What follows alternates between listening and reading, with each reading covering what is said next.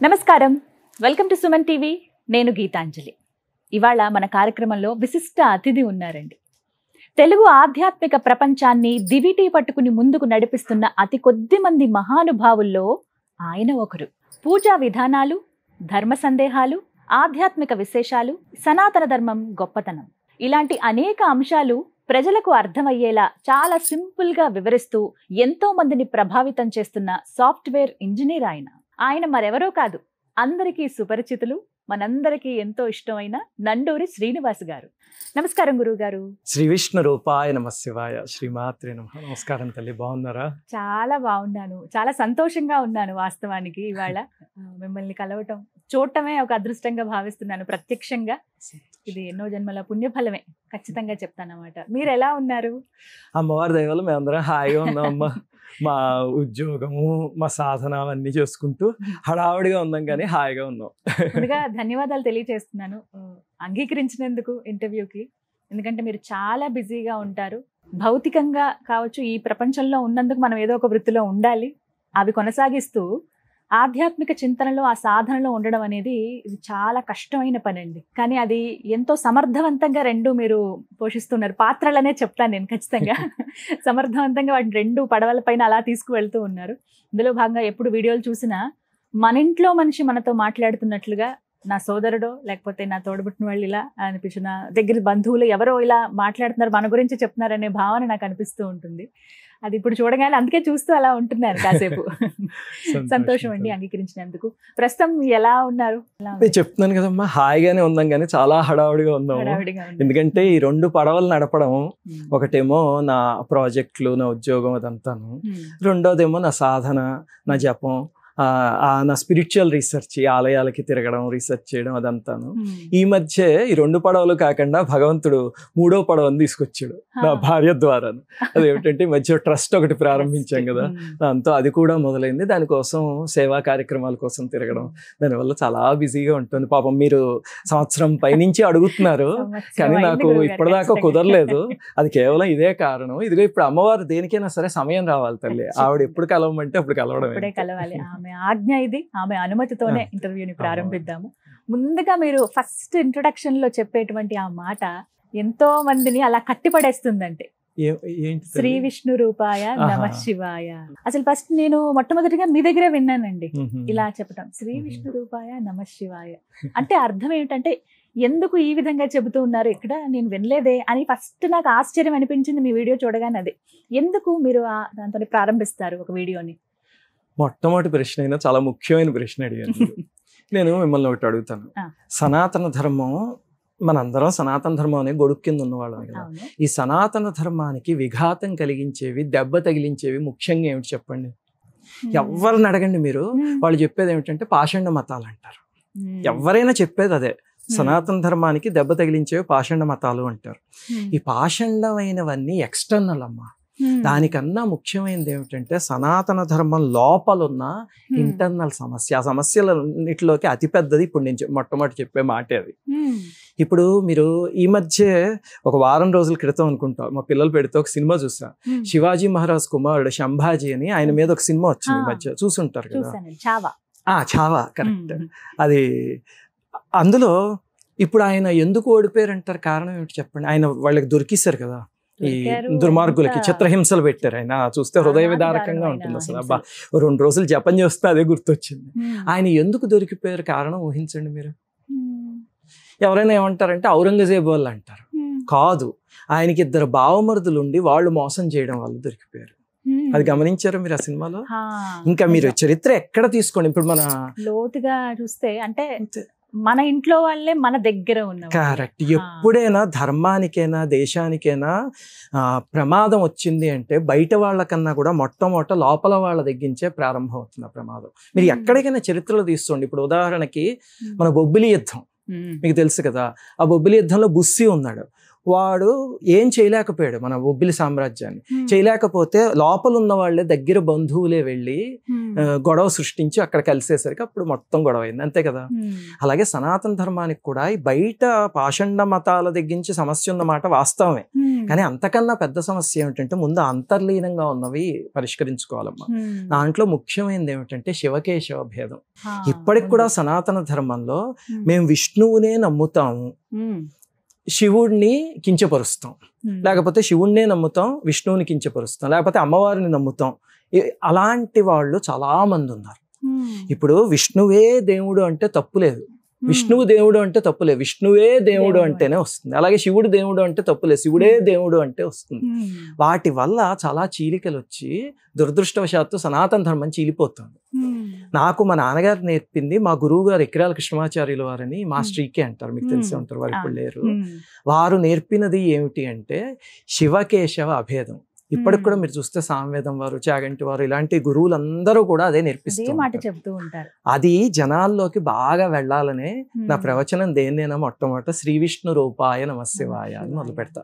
అది ఎక్కడి నుంచి వచ్చింది అంటే కనుక ప్రతిరోజు సంధ్యావందనంలో మేము యథా శివమయో విష్ణురు ఏవం విష్ణుమయం శివ అని ఒక మంత్రం ఉంటుంది అనమాట. శివాయ విష్ణు రూపాయ శివరూపాయ విష్ణువే శివశ్చ హృదయం విష్ణు విష్ణుశ్చ హృదయం శివ అని 3 శ్లోకాలు ఉంటాయి. అది ప్రతిరోజు త్రికాల సంధ్యావందనంలో చెప్పేదే. ఆ చెప్పేదానికి షార్ట్ ఫామ్ శ్రీ విష్ణు రూపాయ నమశివాయ.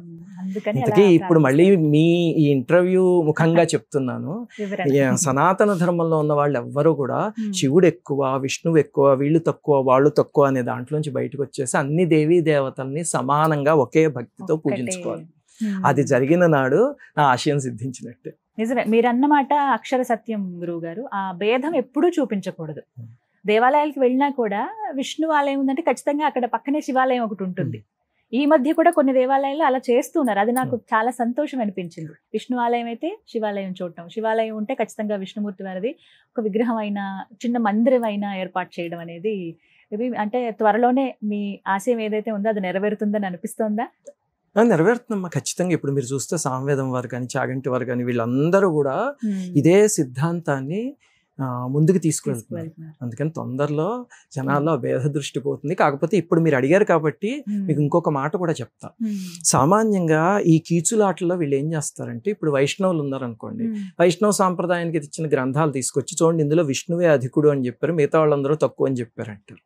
శైవులు ఉన్నారనుకోండి, ఈ సాంప్రదాయానికి తెస్తే ఈ గ్రంథాల్లో అవే ఉంటాయి. మీరు దేవి భాగవతం చూస్తే వీళ్ళందరూ అమ్మవారి భక్తులను ఉంటుంది. ఏమిటిదంతా మరి సనాతన ధర్మంలోనే ఇంత కన్ఫ్యూజన్ లేదా అంటే ఒకటి ఆలోచించండి. ఇప్పుడు రాజమండ్రి గోదావరి బ్రిడ్జ్ ఉంది చూస్తారా, దానికి ఆర్చిలు ఉంటాయి కదా, ఇలాగా గమనించి ఉంటారు. మీరు ఈ ఆర్చి కింద నించున్నారు అనుకోండి, మీకు ఈ ఆర్చే పెద్దది అనిపిస్తుంది, ఆ పక్కన ఉన్న ఆర్చి దీనికన్నా చిన్నది అనిపిస్తుంది, ఇంకా పక్కన ఉన్నది ఇంకా చిన్నది అనిపిస్తుంది, అంతేనా? అక్కడికి వెళ్తే ఇది చిన్నది అంటే ఇప్పుడు విష్ణువే గొప్ప అని ఆ గ్రంథాల్లో రాసుంటే అర్థం మనం ఆ గ్రంథం అనే గొడుగు కింద ఉన్న ఆయన పూజించుకోవచ్చు. అంతేకాని ఆ దూరంగా ఉన్నదాన్ని చూసి అది చిన్నది అనకూడదు, అక్కడికి వెళ్తే అదే పెద్దది అనిపిస్తుంది. అలాగనే శివుడే గొప్ప అంటే నేను దేని గురించి చెప్తున్నా వైస్ వర్సా అన్ని ప్రతిదీ అదే మనం చూసే విధానం అంతే, మనం ఉండే పరిస్థితి దాన్ని బట్టి ఉంటుంది. మీ అనుమతితో మీ గురించి తెలుసుకోవాలని అనుకుంటున్నాం. మీ వివరాలు, మీరు పుట్టి పెరిగింది ఎక్కడ, మీ బాల్యం, మీ నేపథ్యం గురించి, ప్రస్తుతం చేస్తున్న ఉద్యోగం, ఎక్కడ ఉంటున్నారు, మీ వివరాలు. నేను పెరిగిందంతా భీమవరం అమ్మా, పశ్చిమ గోదావరి జిల్లా భీమవరం. ఆ తర్వాత ఉద్యోగరీత్యా బెంగళూరు వచ్చేసాను. వచ్చేసి దాదాపు 26 సంవత్సరాలు అనుకుంటా. అప్పటి నుంచి సాఫ్ట్వేర్ రంగంలోనే ఉన్నాను. ఉండి వివిధ రంగాల్లోనే సాఫ్ట్వేర్లో పనిచేశాను, చాలా ఫీల్డ్స్లోను. ఇప్పటికీ బెంగళూరులోనే ఉంటున్నాం మేము ప్రస్తుతానికి. ఇక పూర్తిగా బెంగళూరు షిఫ్ట్ అయిపోయినట్టే? లేదమ్మా, మళ్ళీ కొన్నాళ్ళు అయ్యి ఇది అయ్యాక ఎలాగైనా లాగేస్తుంది కదా మన నేల. మళ్ళీ అక్కడ మనం తాగిన గోదావరి నీళ్లు, కృష్ణ నీళ్ళు అన్ని అట్లా లాగుతూ ఉంటుంది. భీమవరం గురువు గారు, ఇంకా అక్కడ చుట్టుపక్కల ఊర్లో పెరిగిందంతా భీమవరమేనమ్మా. కానీ మళ్ళీ వెళ్ళేటప్పుడు అక్కడెక్కడికో ఇంకొక ఊరికి వెళ్తాం. కానీ కొన్నాళ్ళు ఇక్కడ ఉద్యోగం చేసుకుని పిల్లలు కూడా, నాకు సుశీలకి 2001లో వివాహం అయింది. మాకు 2 పిల్లలు, శ్రీవాణి అని మా అమ్మాయి, శ్రీరామ్ మీరు చూసే ఉంటారు. ఇప్పుడు శ్రీవాణి ఏమో ఇంజనీరింగ్ ఫైనల్ ఇయర్ చదువుతుంది, అమ్మవారి దయ వల్ల సాఫ్ట్వేర్ ఇంజనీర్ అయిపోయింది తను కూడాను. ఇంకొక నెలలో కోర్స్ అయిపోతుంది. అలాగనే ఈ అబ్బాయికి ఏమో మొన్నే 10th పూర్తయింది, అమ్మవారి దయ వల్ల బ్రహ్మాండంగా చదివాడు, రాశాడు, బాగా జరిగింది. అమ్మవారి అనుగ్రహం ఉంటే ఖచ్చితంగా నిలబడతాం. అలా ఆవిడే చూసుకుంటుంది అన్ని, మళ్ళీ ప్రత్యేకంగా మనం అడగక్కర్లేదు. అలాగే ఆ తర్వాత అంటే ఒక జర్నీలో ఉన్నప్పుడు అండి, తర్వాత ఇలా ఆధ్యాత్మిక సాధన వైపు వెళదామన్న ఆలోచన రావటం కూడా మనకు వచ్చినా అక్కడ నిలబడటం కష్టం, వెళ్ళటం కష్టం ఉన్న పరిస్థితులు బట్టి. కానీ మీకు ఎప్పుడు అనిపించింది ఇలా సాధన ప్రారంభించాలని? మామూలుగా అయితేనమ్మా మా కుటుంబం మా అదృష్టం ఏమిటంటే, నేను ఇందాక చెప్పిన మాస్టర్ ఈకే గారు ఉన్నారు కదా, ఇక్రాల కృష్ణమాచార్యులు, వారు జగద్గురువులు. అలాగనే మా నాన్నగారికి బావగారు అవుతారు, సొంత అక్కయ్య భర్త అనమాట. దాంతో మాకు మావయ్య గారు అవుతారు. వారి వల్ల మా నాన్నగారు వారి ఇంట్లోనే 12 ఏళ్ళు 15 ఏళ్ళు ఉండి చదువుకున్నారు. అందువల్ల ఆధ్యాత్మిక సాంప్రదాయం అనేది వారి ద్వారా వచ్చింది మా నాన్నగారికి. మా నాన్నగారి ద్వారా చిన్నప్పటి నుంచి అందులోనే పెట్టారు. దాంతో చిన్నప్పటి నుంచి లలితా సహస్రనామం చేయడం నాకు గుర్తున్నంత వరకు, నేను 4వ క్లాస్లో ఉన్నప్పుడు అనుకుంటా, నా చేత రోజు లలితా సహస్రనామం చేయాలి అని మొదలు పెట్టించాను. అప్పటికే నోటికి వచ్చేసి, ఎందుకంటే రోజు ఇంట్లో చదువుతారు కాబట్టి చదివేసేవాళ్ళం. అప్పటి నుంచి రూల్ ఏం పెట్టారంటే, నువ్వు పొద్దున్నే లలితా సహస్రం చదివే స్కూల్కి వెళ్ళాలి. దాంతో అప్పట్లో బలవంతంగా చేసేవాళ్ళం. ఇప్పుడు అయ్యా ఈ అమ్మవారు ఎందుకు చేయించారు అనేది ఇప్పుడు అర్థం అవుతుంది. అలా మొదలైందమ్మా. ఆ తర్వాత మామూలుగా ఏదో సంధ్యావందనం చేయడం, అనుష్ఠానం చేసుకోవడం, లలితా సహస్రం చేయడం, నవరాత్రులు చేయడం అవన్నీ ఉండేవి. కాకపోతే సాఫ్ట్వేర్ జీవితం కూడా ప్రబలంగా ఉండేది. అయితే ఏమైందంటే 2014లో మా నాన్నగారికి ఒక ఘోరమైన యాక్సిడెంట్ జరిగింది. పాపం వారు రోడ్డు మీద వెళ్తూ ఉంటే 2 కుర్రవాళ్ళు రేస్ వేసుకుంటూ వచ్చి బైకుల్లోనూ ఒక అతను గుద్దేశాడు. ఆయన అంత ఎత్తెగిరి కింద పడిపోయి 2 చేతులు 2 కాళ్ళు విరిగిపోయి ఇక్కడ కూడా పగిలిపోయింది. దాంతో 3.5 సంవత్సరాల పాటు మంచం మీద ఉండిపోయారు వారు. చాలా బాధాకరమైన సంఘటన. నేను అప్పుడు మా ఉద్యోగంలో చేరి 2014, ఒక 10 ఏళ్ల క్రితం, 11 ఏళ్ల క్రితం అనుకుంటా. దాంతో అప్పుడు ఏమైందంటే, అప్పటిదాకా పూజ అవన్నీ బాగానే ఉండేవి, కానీ అప్పుడు ఈ కర్మ అంటే ఏమిటి, ఆ విచికిత్స మొదలైంది. ఎందుకంటే మా నాన్నగారు ఎంత సేవ చేశారో, ఎంత సాధన చేశారో మాటల్లో చెప్పలేము. వారికి అమ్మవారు అంటే ప్రాణం. అంత అమ్మవారి బిడ్డ కింద పెరిగారు. మేమందరం అమ్మవారి మనవల్లా పెరిగాం. అలాంటిది, అలాగనే హోమియోపతి ద్వారా దాదాపు 40,000 మంది పేషెంట్లకి ఒక 38 సంవత్సరాల పాటు ఉచితంగా సేవ చేశారు. అంత సేవ చేసిన ఆయనకి ఇలా జరిగింది ఏమిటి, అసలు ఈ కర్మ సిద్ధాంతం అంటే ఏమిటి అని అక్కడ ప్రారంభమైంది. అవి ఇంకా ప్రతిరోజు పాపం వారికి ఏమయ్యేదంటే, రాత్రి నిద్ర పట్టేది కాదు, పగలు నిద్రపోయేవారు. ఆ వేసుకున్న మందులు కావచ్చు, ఆ జరిగిన సర్జరీలు దాదాపు 10 సర్జరీల దాకా జరిగేవారికి. దాంతో రాత్రి నిద్ర పట్టేది కాదు. వచ్చి నా పక్కన కూర్చోండి అని ఇలా చేతిలో చేయించుకుని అలా కూర్చునేవారు. మేము నిద్రపోతుంటే, నిద్రపోవద్దు లేవండి అనేవారు. ఇది మొట్టమొదటిలో కొంచెం ఇబ్బంది కలిగించేది. ఏమిటంటే పక్క రోజు పొద్దునే ఉద్యోగానికి వెళ్ళాలి. దాంతో కొన్ని రోజులు సుశీలను కూర్చోబెట్టేవాడిని. ఆ తరువాత అనిపించింది ఏమిటంటే, ఇలాగ చేస్తూ ఉంటే కనుక ఇంకా సహనం పోతుంది. ఇలా కాదు, నాకు ఇష్టమైన సబ్జెక్టు, వారికి ఇష్టమైన సబ్జెక్టు ఆధ్యాత్మికత. అందుకని అందులో మొదలు పెడదాం అని చెప్పి మెల్లిగా భాగవతం వారు చెప్పడం మొదలుపెట్టారు. ఆ మంచం మీదే చెప్తూ ఉంటే అదేదో సరదాగా మొదలుపెట్టింది, చివరికి నోట్సులు రాసుకునేలాగా మొదలైంది. ఇంకా అక్కడి నుంచి వారు ఏమిటంటే, మాస్టర్ ఈకే గారు చెప్పినవన్నీ గుర్తు తెచ్చుకోవడము, దాని వెనకాల ఉన్న సైన్స్ ఏమిటి, స్పిరిచువలిజం ఏమిటి చెప్పడం. అవి నేను రాసినవి ఇన్ని నోట్సులు తయారయ్యాయి. ఆఖరికి 2017 జూలై నెలలో ఒకసారి వారితో అన్నాను, నాన్నగారు మీరు మంచం మీద ఉన్నారంటే చాలా బాధాకరం, కానీ ఒక రకంగా అమ్మవారు ఈ రకంగా సాధనలాగా అందులో కొన్ని మంత్ర సాధనలు చేయించారు వారు కూర్చోబెట్టి. అంటే అవును, ఇది అమ్మవారి నిర్ణయం, ఈ జ్ఞానం పోకుండా దాన్ని భద్రపరచు అని చెప్పారు. అప్పుడు నాకు వారు వెళ్ళిపోయాక ఆగస్టు 16 వెళ్ళిపోయారు 2017లో. సెప్టెంబర్ 16 మన ఛానల్ ప్రారంభించాం. ఆ నెల రోజుల్లో వారు ఇచ్చిన ప్రోత్సాహం అది. అంతా వారు వెళ్ళిపోయాక అయితే యూట్యూబ్లో పెడదాం అనిపించి మొదలు పెట్టడం, అది జనమందరూ ఆదరించటం. ఇంకా తర్వాత నిస్వార్థంగా ఈ పూజలు, అందరి ఇంటికి పూజ అనేది చేరువవ్వాలి అని, దానివల్ల బాగా విస్తృతంగా వెళ్ళిందమ్మా. ఇది ఆ నేపథ్యం. అలా ఇటువైపుగా రావాల్సి. కానీ ఎలా బ్యాలెన్స్ చేస్తున్నారు గురువు గారు? ఓవైపు ఉద్యోగం, ఓవైపు ఈ ఆధ్యాత్మిక సాధన. అదేమిటంటేనమ్మా, ఒకటేమిటంటే నాకు చాలా ఆసక్తి ఉన్నవి రెండు. నాకు ఉద్యోగం కూడా 15-16 గంటలు చేసినా సరే నాకు ఎప్పుడు అలసట అనిపించదు. ఎందుకంటే ఆ చేసే ప్రోగ్రామింగ్ అంటే చాలా ఇష్టం. మాకు పడుతుందమ్మా, ఎందుకంటే వేరియస్ జియోస్ లో వాళ్ళతో పనిచేయాలి. అలాగే సాధన కూడా, మంత్ర సాధన కానీ లేకపోతే నేను శాస్త్ర అధ్యయనం కానీ ఎన్ని చేసినా అది చాలా ఇష్టమైన రంగం కాబట్టి ఎప్పుడు అది బాధలాగా అనిపించదు. కాకపోతే ఈ ప్రయాణంలో నేను ఒక టెక్నిక్ కనుక్కున్నా. అది మాత్రం నాకు అర్థమైంది. ఎంత బిజీ పర్సన్ అయినా అవనివ్వండి, ఒక ఆఫీసులో ఏదో వైస్ ప్రెసిడెంటో సీనియర్ డైరెక్టరో సీఈఓనో ఎవరైనా అవనివ్వండి, వాళ్ళు ఉద్యోగం కాకుండా ఇంకొక పని పూర్తిగా చేయడానికి వాళ్ళకి ఖచ్చితంగా జీవితంలో సమయం ఉంటుంది. కానీ ఆ సమయాన్ని బయటికి తీయడం ఎలాగా అంటే smart phone, TV, news paper ఈ 3 పక్కన పెడితే కనుక ఇంకొక ఉద్యోగం చేసేంత సమయం ప్రతి మనిషి జీవితంలోనూ దొరుకుతుంది. ప్రతి మనిషికి ఉంటుంది. స్మార్ట్ ఫోన్ అంటే ఏమిటంటే ఇప్పుడు ఫోన్ ఎత్తచ్చు, అలాగే మనకి మెసేజ్లు వస్తాయి, అవన్నీ చూసుకోవచ్చు. కానీ ఎవరికైనా చేతిలో ఫోన్ ఉంటే చూడండి అలా చేస్తూ ఉంటారు. అది పక్కన పెట్టేయండి. పొద్దున్నే కూర్చుని న్యూస్ పేపరు అదేదో రామాయణమో మహాభారతం చదివినట్టు 2 గంటలు 3 గంటలు పేరా కూడా వదలకుండా చదివే వాళ్ళు ఉన్నారా? పక్కన పెట్టండి. అలాగే టీవీ ఉంటే ఏదో మనకి ఇష్టమైంది కాకుండా అలా మార్చుకుంటూ చూసేవాళ్ళు ఉన్నారా? ఇవన్నీ పక్కన పెడితే ఖచ్చితంగా ప్రతి వాళ్ళకి టైం దొరుకుతుంది, ప్రతి వాళ్ళు బ్యాలెన్స్ చేసుకోవచ్చు. ఇది నా అనుభవంలో నేను చెప్తాను. ఇది ఒకటి కొత్త విషయం మీ నుంచి నేర్చుకున్నాను. ఖచ్చితంగా ఫోన్ అంటే ఇప్పుడున్నటువంటి ఈ సొసైటీలో కావచ్చు, మనం చేస్తున్న వృత్తిరీత్యాన్ని కానీ ఫోన్ ఇవి అవాయిడ్ చేయలేని పరిస్థితులు కొన్ని ఉంటాయి కదా. మా సాఫ్ట్వేర్ వృత్తిలాగా మీకు అది వృత్తి, కానీ అప్పుడు చెయ్యండి. దాని తరువాత ఇప్పుడు స్మార్ట్ ఫోన్ దొరికితే ఎవరైనా చేసేది వీడియోస్ అలా చూసుకుంటూ వెళ్తారు 2 గంటలు 3 గంటలు. అది అవసరం తెలియకుండా గడిచిపోతుంది అందులోనే. అది అవసరం లేదు. అంతే, జాగ్రత్తతో కొంచెం అంతే చూసుకుంటూ ఉంటే ఖచ్చితంగా సమయం దొరుకుతుంది. నా అనుభవంతో చెప్తున్నా. ముందు కాస్త బలవంతంగా పక్కన పెట్టిన తర్వాత మనమే. ఇప్పుడు చూడండి, నాకు ఫోన్ కాల్స్ వస్తే సామాన్యంగా నేను ఎత్తాను, సుశీల్ ఎత్తుతుంది. మేము ఆఫీస్ లో మైక్రోసాఫ్ట్ టీమ్స్ అని ఉంటుంది, అందులో మాట్లాడుకుంటాం తప్ప ఫోన్ పెద్ద వాడిన నేను. నాకు ఏమైనా ఇంపార్టెంట్ కాల్ వస్తే వాళ్ళు ఎవరో ఒకళ్ళు ఎత్తి నాకు తీసుకొచ్చి ఇస్తే అప్పుడు మాట్లాడతాను. అసలు మీరు స్వయంగా ప్రత్యక్షంగా మీరు ఫోన్ వాడి ఎన్నాళ్ళు అవుతుంది? లేదమ్మా, రోజు మాకు వృత్తిరీత్యా కూడా అవసరమే. అలాగే మేము తయారు చేసే యాప్స్ ఉంటాయి, అవి డిప్లాయ్ చేయాలి. అలాంటి వాటికి తప్ప ఈ కూర్చుని ఫోన్ మీద టైం స్పెండ్ చేయడం అలా చేస్తే చాలా రోజులు అవుతుంది. అసలు చూడండి, నాకు అది ఇంట్రెస్ట్ ఉండదు. దానికన్నా నేను చదువుకునే పుస్తకాలు చదువుకోవడం నాకు ఇష్టం. బుక్ రీడింగ్ అనేది కూడా ఒక మంచి హ్యాబిట్ అంటారు. ఆ విషయం మాత్రం మా ఇంట్లో దాదాపు 2500 పుస్తకాలు ఉన్నాయి ఇప్పుడు నా దగ్గర ర్యాక్ లో.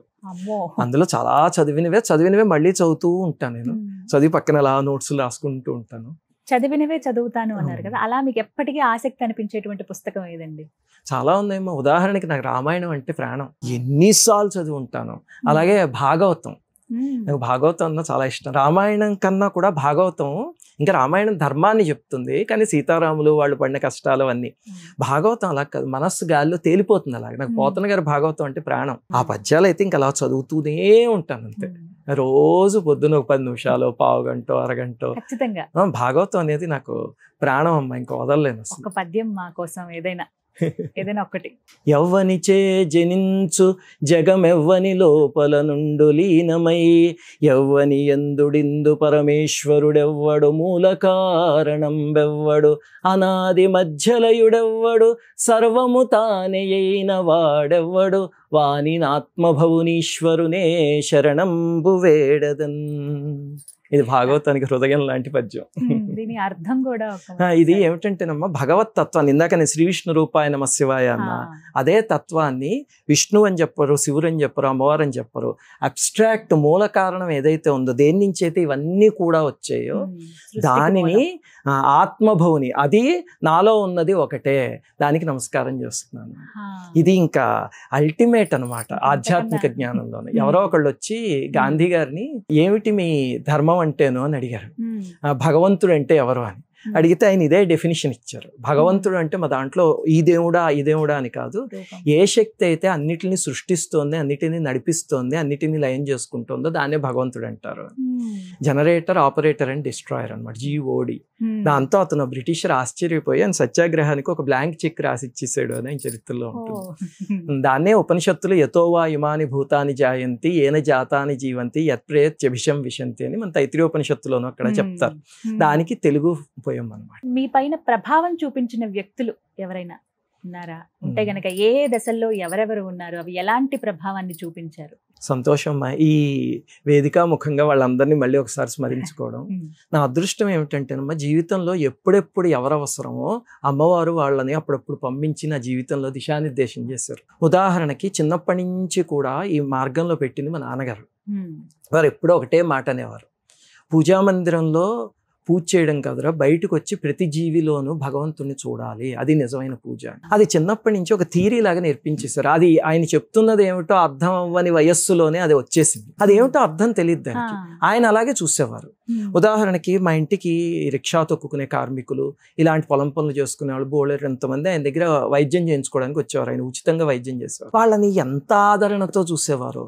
కొన్నిసార్లు పాపం ఈ తేలు కుట్టిన వాళ్ళు, పొలం పనులు చేసేవాళ్ళు, జెర్రీలు కుట్టిన వాళ్ళు, ఇలాంటి వాళ్ళు వస్తే ఏదో ఆయన కుదరక మమ్మల్ని అందరినీ సినిమాకి తీసుకెళ్తా ఉన్నారు అనుకోండి. ఇప్పుడు లవకుశ, ఈ నర్తనశాల, మాయాబజార్ ఇలాంటివి వస్తే చిన్నప్పుడు అందరం కలిసి వెళ్ళిపోయేవాళ్ళం. చాలా ఒక్కొక్క సినిమా భక్త ప్రహ్లాద, మాయాబజార్ లాంటివి అయితే 15 సార్లు 20 సార్లు చూపించారు థియేటర్ తీసుకెళ్ళి. ఆ రోజు వెళ్దామని అన్ని సర్దేసుకుని ఉత్సాహంగా ఉంటే పాపం ఎవరో అతనికి జరి ఖర్చు వస్తే, అరే అతనికి అలా ఖర్చింది ఇప్పుడు వద్దు అని చెప్పేసి అనిపించేసేవారు. అది మాకు బాధ కలిగించేది. కానీ ఆయన మాలో ఎవరిని చూస్తున్నారో అతనిలోనూ వాళ్ళనే చూసేవారు. పక్క రోజు ఉదయం పూజా మందిరంలో కూడా వాళ్ళని చూసేవారు. అది అప్పుడు అర్థమయ్యేది కదా. ఇప్పుడు వయస్సు పెరిగే కొద్దీ ఆయన చెప్పేది ఏమిటో అర్థమయ్యేది. ఆ రకంగా నా జీవితం మీద మొట్టమొదటి ప్రభావం చూపించిన వారు మా నాన్నగారు. అంతకన్నా ఎక్కువ వారి గురువు గారు మాస్టర్ ఈకే గారు. ఇందాక చెప్పాను కదా, వారైతే మహానుభావులు. ప్రాక్ పశ్చిమ సమన్వయం అనే దానికోసం భూమి మీద అవతరించిన మహాయోగి వారు. వరల్డ్ టీచర్ ట్రస్ట్ అని మాస్టర్ ఈకే ఆధ్యాత్మిక సేవా సంస్థ అని పెట్టి రష్యాలో, ఉక్రెయిన్లో, యూరోప్లో అలాగా ఎన్నో దేశాల్లో సంచరిస్తూ వాళ్ళందరికీ జ్ఞానాన్ని ఉపదేశిస్తూ, వాళ్ళందరికీ వేదాన్ని నేర్పిస్తూ, వాళ్ళని సాత్వికమైన మార్గంలోకి నడిపిస్తూ, అలాగని అక్కడికి కలెక్షన్ కోసం కదా, వాళ్ళు ఎవరి దగ్గర రూపాయి తీసుకోలే. అప్పుడు 70లోనే బెల్జియంలో వాళ్ళందరూ పోగు చేసి 12 లక్షల రూపాయలు ఎన్నో ఇస్తే, నేను ఇక్కడ బెచ్చం అడుక్కోవడానికి రాలేదు, జ్ఞానభిక్ష పెట్టడానికి వచ్చాను, మీరు ఈ డబ్బులు ఉపయోగించి ఇక్కడ ఒక సేవా సంస్థ పెట్టండి అని వాళ్ళకి ఇచ్చేసారు. అలాంటి మహనీయులు వారు. అందుకని వారి ప్రభావం మా మీద చాలా ఉంటుంది. అలాగే ఎక్కిరాల భరద్వాజ్ గారు అని మీరు వినే ఉంటారు. వారు కూడా మాకు మావయ్య గారు అవుతారు. వారు ఏమిటంటే దత్త సాంప్రదాయాన్ని తెలుగు రాష్ట్రాల్లో విపరీతంగా తీసుకొచ్చిన మహనీయులు వారు. దత్తాత్రేయ స్వామికి ముద్దు బిడ్డ అని చెప్పచ్చు. ఎప్పుడు గాంగాపురంలోను, అక్కలకోటలోను అక్కడే ఉండేవారు వారు. వారి ద్వారా ఈ దత్త సాంప్రదాయం అనేది తెలిసి నేను దత్తోపాసన చేస్తాను దాదాపు 16 సంవత్సరాల నుంచి. నాకు దత్తాత్రేయ స్వామి అంటే అపారమైన ప్రీతి. దత్తాత్రేయ స్వామి అన్నా, మహాత్ములన్నా, దత్తావతారాలన్నా, అవధూతలన్నా అవన్నీ వెతుకుతూ ఉంటాను అనమాట. నాకు చాలా ఇష్టం. గాంగాపూర్ అవి అస్తమానం వెళ్తూ ఉంటాను. వారి ఇన్ఫ్లుయెన్స్ ఉంది. అలాగనే వివిధ స్టేజెస్లోనమ్మా. ఉదాహరణకి చెప్పాలంటే 2001వ సంవత్సరంలో నాకు సుశీలకి వివాహం అయింది. దానికన్నా ముందు విచిత్రం ఏమిటంటే మాకు నవంబర్లో వివాహం అయింది. 2001 ఫిబ్రవరిలో నాకు మొట్టమొదటి ఒక పెళ్లి కుదిరింది. అది ఇంకా 4 రోజుల్లో వివాహం అనగా నేను ఇంకా బయలుదేరబోతున్నా బెంగళూరు నుంచి. ఇంకా 4 రోజులే పెళ్లి కదా, కార్డులు అవన్నీ పనిచేసాము. ఆ వెళ్లే ముందు మా బంధువర్గం ఎవరో పుణ్యం కట్టుకున్నారు. అయితే ఏమైందంటే విచిత్రం, దానికన్నా ఒక 2-3 రోజుల ముందు కార్డ్స్ అవన్నీ బెంగళూరు వచ్చే పోస్ట్ లో తీసుకువెళ్ళిమ్మని. అప్పుడు బెంగళూరులో విజయేశ్వరి దేవి అని ఒక తల్లి ఉండేవారు. అమ్మవారు ఇప్పుడు పెంచలకోనలో ఉంటారు. వారు లలితా పరమేశ్వరి ఉపాసకురాలు. వారికి అమ్మవారు అంటే అచంచలమైన విశ్వాసం. మనకి టీవీలో అక్కడ కూడా లలితా సహస్రనామం వాటికి వ్యాఖ్యానం అని చెప్తుంది. కరెక్ట్. అమ్మవారి ఆవిడ ఎప్పుడు కూడా అమ్మవారి గురించి తప్ప ఇంకొక మాట మాట్లాడరు. రూపం కూడా అలాగే చాలా నిర్మలంగా ప్రశాంతంగా మాట్లాడే మాట కూడా వింటే ప్రశాంతంగా మాట్లాడతాను. నేను చిన్నప్పుడు మా అమ్మగారు టీవీలో పెడితే అవి ఖచ్చితంగా వినేదాన్ని. నేను బెంగళూరు వచ్చిన కొత్తల్లో వారి ఆశ్రమానికి 2 సందులు ముందు ఉండేవాడిని అమ్మ. దాంతో చాలా విచిత్రంగా ఒకరోజు సాయంత్రం వెళ్తూ ఉంటే అక్కడ లలితా సహస్రనామం వినిపించడం, వారి ఆశ్రమంలోకి వెళ్ళడం అవన్నీ తటస్థించి, ఆ తర్వాత వెళ్ళినప్పుడు ఇంకా అమ్మవారి దగ్గరికి అస్తమాను వెళ్తూ ఉండేవాడిని. అలాగే చివరికి వెడ్డింగ్ కార్డు వస్తే అది కూడా తీసుకెళ్ళి అమ్మవారికి ఇచ్చాను. మొట్టమొదటి కార్డు ఆవిడకే ఇచ్చి నమస్కారం చేస్తే ఆవిడ చూసి చాలా విచిత్రంగా మాట్లాడారు. వారి దివ్యత్వం తెలుస్తుంది. అప్పుడు ఆవిడ అన్నారు, నాన్న ఇప్పుడు వివాహం చేసుకోకు, నవంబర్లో నీకు వివాహం అవుతుంది, ఆ వచ్చే అమ్మాయి నీకు సాధనలో ఉపయోగపడుతుంది, నీకు చాలా సహకరిస్తుంది అని అనేసరికి నాకు అర్థం కాలేదు. వెడ్డింగ్ కార్డు కూడా ఇచ్చేసి ఇంకా అప్పటికి 4-5 రోజులు పెళ్ళి అనుకుంటా. ఇంకా నేను పక్క రోజు బయలుదేరి వెళ్ళాలి. అంతా ఇదేమిటి అలా చెప్పారు అమ్మగారు అని అనుకున్న తర్వాత ఇంటికి వచ్చేస్తుంటే దురదృష్టవశాత్తు కార్డ్స్ అన్ని రోడ్డు మీద పడిపోయాయి. ఎక్కడో వర్షంలో నేను చూసుకోలేదు. వెనక్కి వెళ్ళి చూసుకునేసరికి అవన్నీ పాడైపోయినా అయినా కలెక్ట్ చేసుకున్నా. మా నాన్నగారికి చెప్పాను, నాన్నగారు ఇలా జరిగిందండి, ఇప్పుడు ఏం చేద్దామని. అంటే ఏమో ఆడపిల్ల జీవితానికి సంబంధించింది కదా, అమ్మవారే నిర్ణయిస్తారు, వదిలే అన్నారు. సరిగ్గా నేను బయలుదేరే సమయానికి ఇందాక నేను చెప్పినట్టు మా రాబంధువులు ఉన్నారు, మాకు దిట్టంగానే ఉన్నారు. వాళ్ళు పుణ్యం కట్టుకుంటే దాంతో ఆ వివాహం జరగల. కానీ నవంబర్లో నాకు సుశీలకి వివాహం జరిగింది.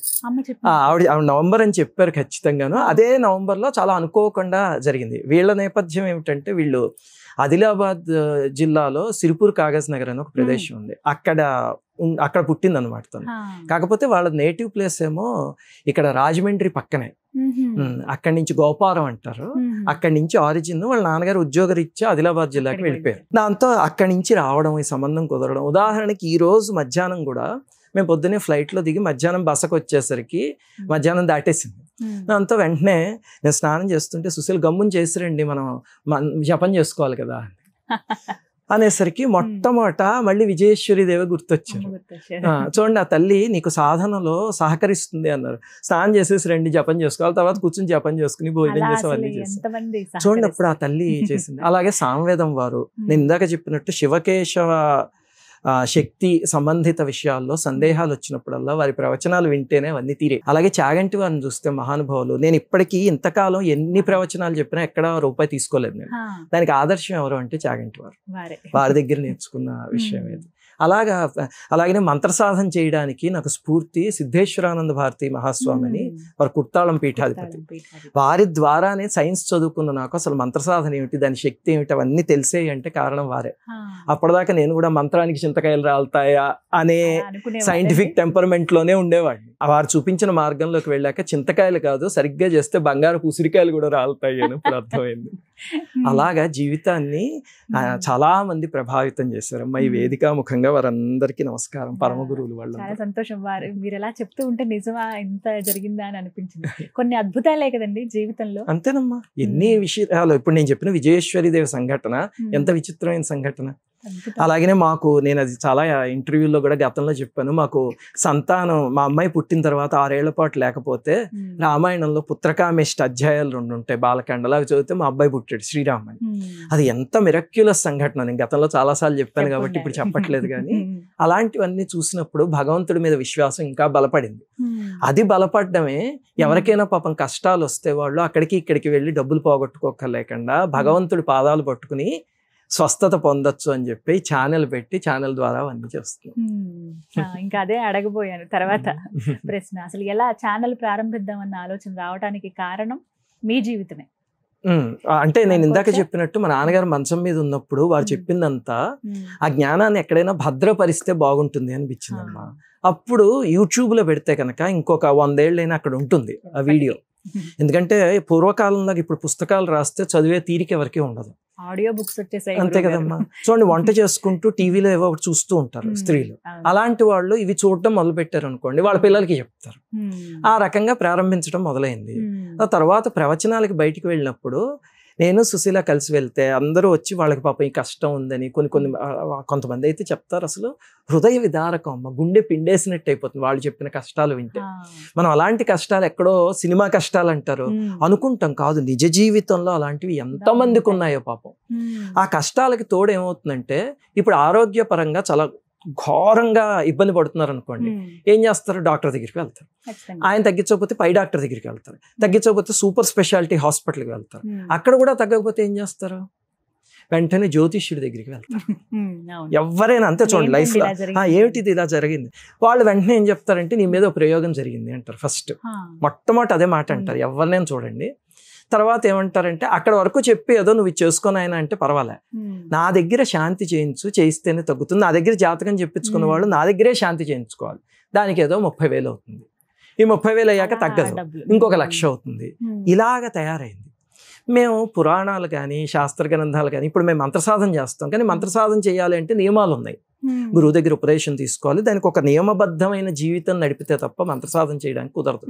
దానికి ఈజియెస్ట్ ఫామ్ ఏమిటంటే స్తోత్రాలు. మంత్రంలో ఉన్న శక్తి అంతా మన మహర్షులు దేవతలు తీసుకొచ్చి స్తోత్రాలు పెట్టేశారు. శంకరాచార్యులు వారు అలాంటి వాళ్ళు. ఇప్పుడు కమలాత్మిక మంత్రం ఉంది. కమలాత్మిక మంత్రం చేయాలి అంటే, కమలాత్మిక సాధన చేయాలంటే చాలా కష్టం. అయ్యి బాబాయ్ మేము సాధన చేసినప్పుడు ఎంత కష్టపడుతూ ఉంటామో. దానికి సింప్లెస్ట్ ఫామ్ కనకధార. కనకధార స్తోత్రం మొత్తం కూడా కమలాత్మిక మంత్రానికి సింప్లెస్ట్ ఫామ్. మరి ఆ దిగ్గస్థిభి కనక కుంభ ముఖావ సృష్ట అదంతా కమలాత్మిక స్వరూపం. ఆయన తీసుకొచ్చి చాలా తేలిగ్గా అక్కడ పెట్టేశారు. ఆ స్తోత్రం చేసుకోవచ్చు. ఇప్పుడు ఆ స్తోత్రాన్ని జనబాహుళ్యంలోకి తీసుకువెళ్ళి దాని అర్థం ఏమిటో చెప్పి అవన్నీ చేస్తే ఆర్థికపరమైన సమస్యలు ఉన్నవాళ్ళు ఒక 40 రోజులు దీక్షగా కనకధార చేయగలిగితే తీరిన వాళ్ళు లక్షల్లో ఉన్నారు. ఆ రకంగా వాళ్ళు ఎక్కడికి వెళ్ళక్కర్లేకుండా, వేలు పోగొట్టుకోక్కర్లేకుండా ఇంట్లో కూర్చొని చేసుకోవచ్చు కదా. అదే అమ్మా ఈ ఛానల్ ప్రారంభించడానికి ముఖ్యమైన కారణం అది. మా ఇద్దరికి ఎవరైనా బాధపడ్డారు అంటే చాలా బాధ వచ్చేస్తుంది. మేం బాధపడినా పర్లేదు కానీ మా వల్ల ఎదురుగుండా వాళ్ళు బాధపడకూడదు అని. దాంతో బయటికి వెళ్ళినప్పుడు ఇవన్నీ చూసి బాధ కలిగి ఆ ప్రక్రియలన్నింటినీ చిన్న చిన్న పూజల కింద, ఇంకా అరగంట అయితే ఎవరు చేసుకోలేరేమో, అలాగే శ్లోకాలు చదువుకోలేరేమో అని దాన్ని ఆడియో ఫామ్ లో ఇవ్వడం, పెద్ద చేసుకోలేరేమో అని పంచోపచార పూజ అని చిన్నది ఇవ్వడం. ఏమిటంటే ఏదో ఒక రకంగా పూజ ప్రతి వాళ్ళ గడపలోకి వెళ్ళాలి, కులాలకు అతీతంగా. ఎందుకంటే పూజ అనేది ఒక కులం దగ్గర ఉండిపోకూడదు అని అది ప్రారంభించి అమ్మవారి దయ వల్ల ఇప్పుడు దాదాపు 40 దేశాల్లో ఫాలో అవుతున్నారు, చేసుకుంటున్నారు. సంతోషం. తెలుగు వాళ్ళు చాలా దేశాల్లో చేసుకుంటున్నారు. ప్రారంభంలో మీకు ఏమైనా ఇబ్బందులు ఎదురయ్యాయండి ఛానల్ ప్రారంభించినప్పుడు? కొన్ని ఉన్నాయమ్మా. కొంతమంది పాషండుల దగ్గర నుంచి కూడా ఇబ్బందులు ఉన్నాయి మొదట్లోను. కానీ తర్వాత వాళ్ళందరూ రియలైజ్ అయ్యారు ఏమిటంటే మనం చేస్తున్నది లోక కళ్యాణం కోసం చేస్తున్నాం తప్ప ఇందులో మనకి స్వార్థం ఏమీ లేదు అని. ఎందుకంటే నాకు నా ఉద్యోగం ఉంది, నా ఉద్యోగంలో నాకు వచ్చే జీతం హాయిగా నా కుటుంబ పోషణకి, హాయిగా బతకటానికి, ఇంకా కొన్ని దాన ధర్మాలు చేయడానికి సరిపోతుంది. నెక్స్ట్ మా ఛానల్లో 8 మంది పనిచేస్తున్నారు. వాళ్ళ 8 మంది ఉన్నారు. ఒక అతను బొమ్మలు అవన్నీ తయారు చేస్తూ ఉంటారు, ఎడిటింగ్ చేస్తూ ఉంటారు, ట్రాన్స్లేషన్స్ ఇంగ్లీష్ లో చేసే అమ్మాయి ఉంది. అలా రకరకాల వాళ్ళు మా ప్రోగ్రామ్స్ అవన్నీ చూసే అబ్బాయి అన్నాడు. అది ఒక అతను బ్రహ్మాండంగా చేస్తూ ఉంటాడు. ఇవన్నీ చేయడానికి 8 మంది ఉన్నారు. వాళ్ళకి జీతాలు ఇవ్వడానికి నా యూట్యూబ్ డబ్బులు ఇస్తుంది కదా, అవి సరిపోతాయి. వాళ్ళు దాన్ని హాయిగా పంచుకుంటూ ఉంటారు. దాంతో మాకు ఎటువంటి లోటు లేదు. అది జనానికి అర్థమైంది నెమ్మదిగా. ఓహో వీళ్ళు జనానికి పనికొచ్చేవి చేస్తున్నారు. ఇప్పుడు విచిత్రం ఏమిటంటే మన ఛానల్ ని క్రిస్టియన్లు, ముస్లింలు కూడా అనుసరించి పూజలు చేసుకుంటున్నారు. మాకు ఎంతమంది మీరు ఆ కింద కామెంట్స్లోకి వెళ్ళి చదివితే, నేను ముస్లింని కానీ మా ఇంట్లో రోజు నేను కనకదార చదువుతూ ఉంటాను, అమ్మవారు నన్ను అనుగ్రహించింది, అలాగే రాసినవి కూడా బోల్డని ఉన్నాయి విచిత్రమైనవి. దాంతో అవి బాగానే ఉన్నాయి. ఆ తర్వాత నేను ఇందాక చెప్పినట్టు సనాతన ధర్మానికి లోపల నుంచి తగిలే దెబ్బలు ఉన్నాయి. అలాంటివి చేసిన వాళ్ళు కొంతమంది ఉన్నారు. ఏదేమైనా సరే ఏదొచ్చినా మేము అనుకునేది ఏమిటంటే, కొన్నిసార్లు మా అడ్మిన్ తీసుకొస్తుంటాడు, అతనికి చాలా బాధ వచ్చేస్తుంటుంది. అతను ఫైర్ బ్రాండ్, అతని కట్టర్ హిందూ అంటారు కదా, అలాగే ఫైర్ బ్రాండ్ అనమాట. దాంతో తీసుకొచ్చి గురుగారు ఇలా చేశారండి, మనం ఎందుకు ఊరుకోవాలి, ఏదో నేను అనుష్ఠానం చేస్తుంటే వచ్చేస్తాడు బండి మీద పొద్దున్నే వచ్చేసి, గురుగారు ఎవరో ఈ వీడియో చేశారు అంటే నేను వెంటనే అడుగుతా, నాయన పరమేశ్వరుడి ఘోర స్వరూపం అఘోర స్వరూపం అని. అంటే పొగిడే వీడియోనా తిట్టే వీడియోనా అనడానికి కూడా పరమేశ్వర్ అంటే ఘోరస్వరూపమే గురుగారు అంటే, పరమేశ్వరుడు స్వరూపం నువ్వే చెప్తున్నావు కదా, ఇంకెందుకు భయంగా పక్కన వదిలే అంటే. అలాగే దాదాపు కొన్ని సంవత్సరాల నుంచి ఉంటున్నాం. అప్పుడప్పుడు మనుషులమే కదా, మాకు కూడా అయ్యో ఇది ముఖ్యంగా సుశీల బాధపడి అప్పుడప్పుడైతే నేను చర్య తీసుకుంటూ ఉంటానండి వీటి మీద అంటుంది. అలాగే మా ఇంటికి ఎవరైనా పోలీస్ ఆఫీసర్లు అలాంటి వాళ్ళు వచ్చినప్పుడు వాళ్ళతో మాట్లాడుతుంటే వాళ్ళు కూడా, గురుగారు ఎందుకు ఊరుకుంటున్నారు మీరు ఒక్క మాట చెప్పండి చర్య తీసుకుందాం అంటే, నాయన సమయం వస్తుంది ఊరుకోండి, ఎదురుగుండా ఎవరైనా ఏమైనా చేస్తుంటే ఏమో అమ్మవారు వాళ్ళకే జ్ఞానోదయం కలిగించవచ్చు, చూద్దాం, అంతకీ కాకపోతే అప్పుడు ఎప్పుడైనా ప్రయత్నించవచ్చులే, వదిలేయండి అని చెప్పి ప్రస్తుతానికి ఇప్పటి వరకు కూడా అలాగనే ఆపుతూనే ఉన్నాము. అందుకని ఛాలెంజెస్ వస్తూనే ఉన్నాయి. మేము ఎప్పుడు వాటిని అధిగమించి ముందుకెళ్ళి మన పని మనం చేసుకుంటూ వెళ్ళిపోవడం అంతే. విన్నాక అర్థమైంది అయితే ఇదంతా చాలా సున్నిత మనస్కులు మీరు ఇరువురు కూడాను, అలాగే చాలా సౌమ్యంగా దేన్నైనా ఎదుర్కొంటారని మాత్రం అర్థం. ఒకటమ్మా సున్నిత మనస్కులు అంటే ఒకటి ఏమిటంటే చర్య తీసుకోము అని కాదు. ఇప్పుడు ఆఫీస్లో నా కింద బోలెడంత మంది పనిచేస్తున్నారు. ఎప్పుడైనా ఎవరైనా సరిగ్గా పని చేయకపోతే ఫైర్ చేయడం అన్ని మా సాఫ్ట్వేర్ కంపెనీలో ఉంటాయి. అక్కడ ఈ సున్నిత మనస్కుడు అనేది పనిచేయదు. కానీ మంత్ర సాధన అవి చేసేటప్పుడు ఏమవుతుందంటే, వీలున్నంత వరకు ప్రతి జీవిలోనూ నేను సాధన చేసి అమ్మవారిని చూడాలి అనేది. వాళ్ళు ఒకవేళ బాధ పెడుతున్నా, ఓకే కాళీ స్వరూపంలో అమ్మవారు బాధ పెడుతుంది, వాళ్ళు పొగుడుతుంటే ఓ లలితా స్వరూపంలో పొగుడుతుంది అనుకోవడం చూడడం. కానీ మీరు ఇందాక అన్నట్టు ఏ సహనానికైనా సరే ఒక చెలియకట్టు ఉంటుంది. ఎప్పుడో ఒక రోజు ఆ చెలియకట్టు దాటితే ఏమో నేను కూడా సుశీల సరే అన్నాను అంటే తనే బయలుదేరుతుంది మొట్టమొదట. సుశీల గారిని అయితే చూడాలి ఆ రూపంలో కూడా ఒకసారి. ఎప్పుడు సౌమ్యంగానే తను చాలా సౌమ్యురాలే కానీ పాపం నేను చెప్పానని ఆగుతూ ఉంటుంది చాలాసార్లు. ఉంటుంది కదండి బాధ. మానవ మాతృలం కాబట్టి. అందులో కొంతమంది అయితే ఇంకా వ్యక్తిగత దాడికి కూడా దిగటం ప్రారంభించారు.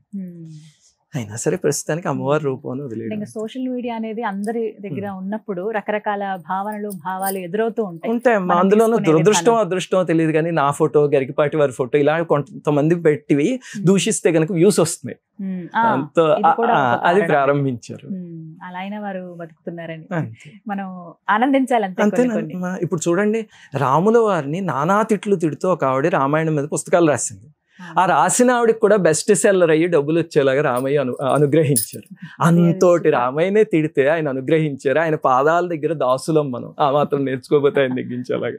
ఇది మీ గొప్ప మనసు అండి ఈ మాట అనటం కూడా. ఒక్క ప్రశ్న అడుగుతాను. చెప్పండి. నామం ధరించే మీరు ఆఫీస్కి వెళ్తారు కదండి, ఆ నామం ఎప్పుడు ఉంటుంది, కానీ ఎప్పుడు మీకు ఆశ్చర్యంగా ప్రశ్నలు అడిగిన వాళ్ళు, మిమ్మల్ని చూసి అపహసించిన వాళ్ళు ఉన్నారా ఎవరైనా ఆఫీస్లో? అదేంటి ఆఫీస్ అయ్యింది నువ్వు ఇలా నామం పెట్టుకుని వస్తున్నావు ఏంటయ్యా అని ఎప్పుడైనా ప్రశ్నించారా మిమ్మల్ని? ఒకటి ఏమిటంటేనమ్మా, ఇప్పుడు ఈ నామం శిఖ ఇవన్నీ ఇప్పుడు ఉంటాయి, కానీ ఆఫీస్కి మాత్రం డ్రెస్ కోడ్ ఉంటుంది మాకు.